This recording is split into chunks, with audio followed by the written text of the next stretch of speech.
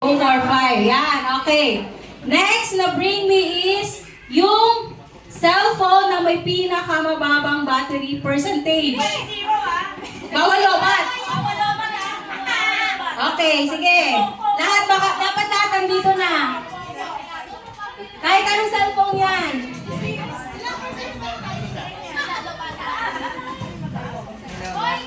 Ayan, walang paunahan dito. Pababaan tayo.